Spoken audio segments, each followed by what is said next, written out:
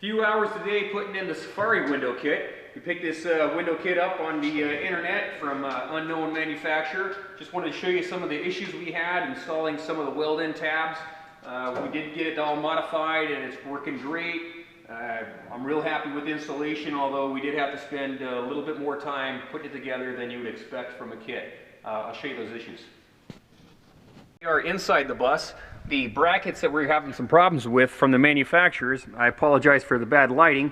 There's a bracket right here that welds on to this pillar here. There's also a couple of brackets that, well, it was one bracket that welded here that hold these slides. Same thing on that side. We got the same thing in the rear of the bus. We did a conversion back there as well.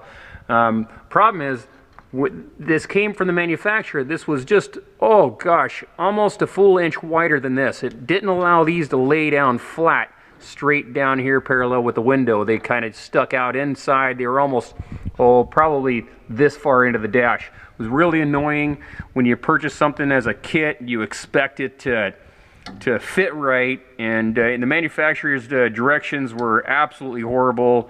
Luckily, I've got a lot of fabrication skills in my history here, so we had to cut this bracket in half, narrow it, re-angle it. All these need to be bent and angled back into the correct position. Once we were done with it, it slides really nice, but I just wanted to let you know, if you purchase a kit like this, expect to have to do some modifications to it if you want it to operate correctly. These are the brackets in the rear of the bus. Had a very similar issue. If you take a look right up in here, you can see how this bend, we've got to re-bent it and contoured it into the window. When they come from the manufacturer, they're actually bent out this way and come over, which causes this bracket here to come down at an angle. It was about like this, actually intrudes inside the vehicle. It could really be an annoying issue. I didn't like the way it was, so we took these apart, re-bent this thing. It took a little bit of time, but to be honest with you, it would have been easier to just made our own hardware to mount these with, and if I do it again, that's exactly what we do, is we'll just take a manufacturer's installation kit and drop it right into the trash can.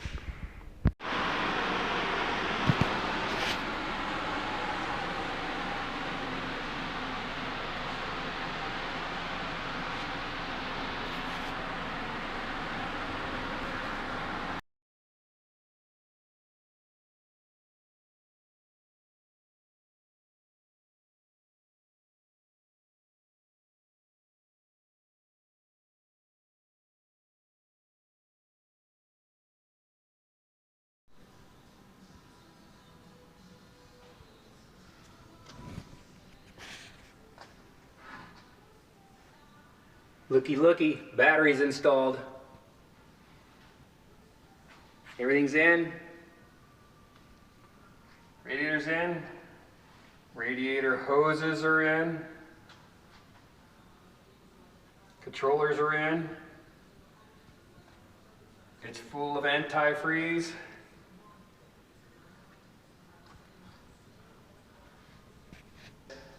It's time to make some final connections. Well, semi-final. What we're doing right now is going to do some temporary hookups. So we got our battery cables down here, hanging out the back. This is where the battery connection is. This is the big heavy stuff here. That is some 3/0 cable. We're going to plug this guy in to that guy there. So all we need to do is wheel it over here. We can finally test this thing. So, is it going to go up in smoke, or are the wheels going to turn? Time to throw the dice.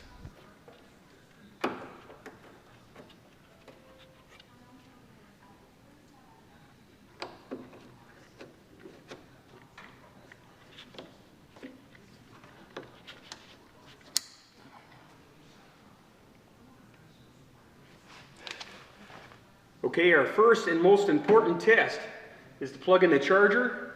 When the charger plugs in, we should hear one major thing. We should hear the water pumps come on to start circulating coolant.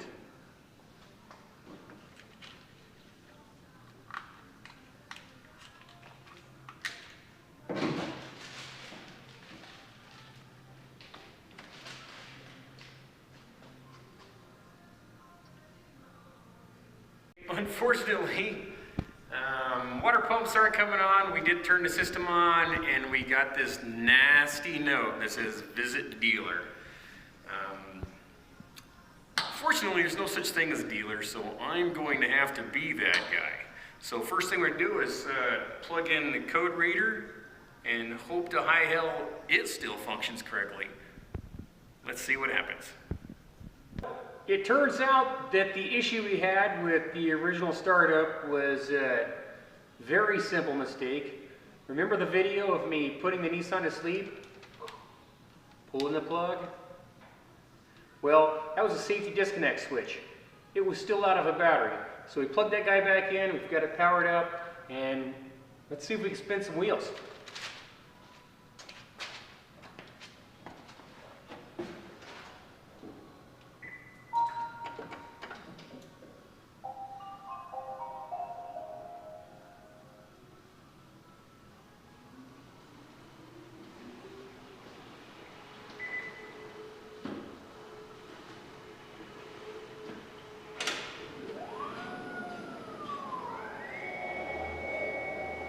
I think she's rolling.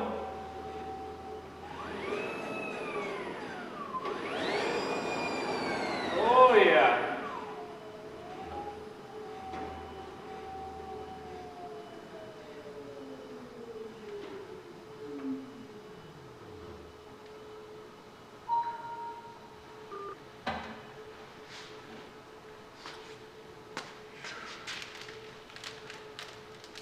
Now that's what I was hoping to see the first time around.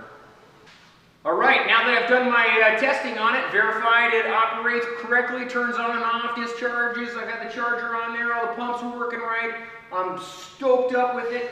So I have disconnected the temporary, I have loaded it back on my makeshift forklift, and I am gonna stick it in the van permanently so I can move it around the shop.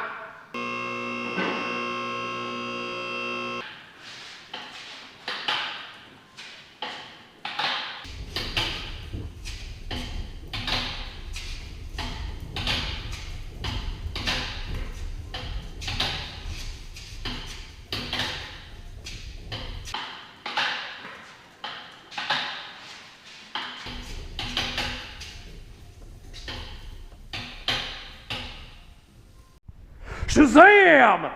It works! And check this out. Trunk. VW bus trunk. No engine. Now I want to show you something here. Remember earlier when it wasn't powered up, I talked about the disconnect switch? Wham! Right up in there, that's where she hides. That's the disconnect switch we were talking about. She wasn't in. She's in now. It powers up. I take it for a drive, but we ain't got no brakes yet. That's gonna be the next thing we do is get some brakes on this thing so we can really drive it. And then we're gonna move on to body work and paint, final assembly. This thing's coming along really good, really fast. And it's coming along just as badass as I ever thought it was gonna be. We'll see you next time.